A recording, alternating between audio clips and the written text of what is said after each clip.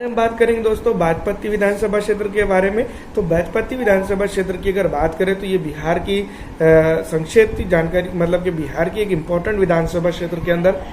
ये आती है। तो बाजपट्टी विधानसभा क्षेत्र का अगर परिचय की बात की जाए तो ये जिला सीतामढ़ी के अंदर आता है और लोकसभा सीतामढ़ी के अंदर ही इसको जो तो किया जाता है और जनरल कैटेगरी की सीट है और 27 क्षेत्र संख्या नंबर इसका लोकसभा विधानसभा के अंदर है। 2010 के अंदर यहाँ पर डॉक्टर रिंजू गीता जनता दल यूनाइटेड की जीत दर्ज करती है। 2015 के अंदर रिंजू गीता जी जनता दल यूनाइटेड की जीत दर्ज करती है, लेकिन 2020 के अंदर वो हार जाती है आरजेडी के मुकेश कुमार यादव से। तो अब यहाँ पर अगर हम बात करते हैं वोटों की संख्या के बारे में और वोटों की जो विवरण है उसके बारे में, तो यहाँ पर MY फैक्टर जिसको हम कह सकते हैं वो रहेगा। तो टर्नआउट की अगर बात करें तो 2020 के अंदर 55.85 से 55.86 तक मुस्लिम मतदाता और ये दोनों का रहा है। इस क्षेत्र में मुस्लिम यादव वोटर समुदाय का प्रभाव माना जाता है। बाजपट्टी विधानसभा क्षेत्र का गठन वर्ष 2008 में हुआ है,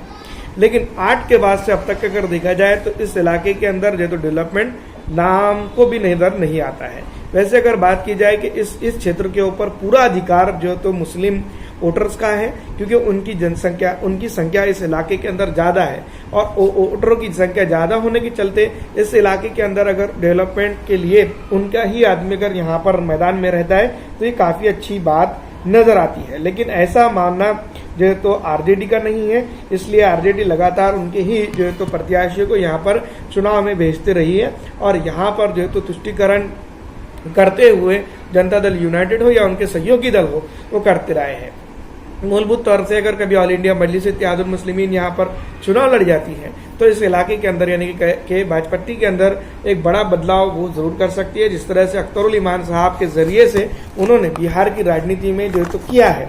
ऑल इंडिया मजलिस इत्तेहादुल मुस्लिमीन की अगर बात करें तो पिछड़ा, दलित, आरक्षित, मुस्लिम समाज के साथ उन्होंने काफी अच्छा जो है तो योगदान दिया है। ये तमाम तर चीजें जो है तो इस इलाके के अंदर जो हो रही हैं उसको देखते हुए यही लगता है कि इस बार भी कई बड़े बदलाव जो है तो इस इलाके के अंदर हो सकते हैं। पिछड़ा हो, दलित हो या फिर किसी और जमात की बात करें तो यहाँ पर एक बड़ा योगदान उनके साथ जाता हुआ नजर आ रहा है। ऑल इंडिया मजलिस इत्तेहादुल मुस्लिमीन की दृष्टिकोण से अगर बात करें तो बाजपट्टी के अंदर जो है तो ये बात हम जरूर दर्ज कर सकते हैं कि यहाँ पर ऑल इंडिया मजलिस इत्तेहादुल मुस्लिमीन की पकड़ काफ़ी अच्छी है और ऑल इंडिया मजलिस इत्तेहादुल मुस्लिमीन अगर यहाँ पर टक्कर देती हैं तो काफ़ी बदलाव हो सकते हैं। पिछली दफा की अगर बात करें तो यहाँ पर आरजेडी भले ही जीती हो, लेकिन ये मलाल बिल्कुल नहीं रहना चाहिए क्योंकि आरजेडी को MIM ने हराया है, क्योंकि MIM ने लगातार उनसे कांटेक्ट में रही है कि वो उनको साथ में ले, लेकिन ऐसा नहीं हो पाया, जिसके कारण जो तो MIM यहाँ पर अपना प्रत्याशी उतार रही है। बिल्कुल ऐसा नहीं है।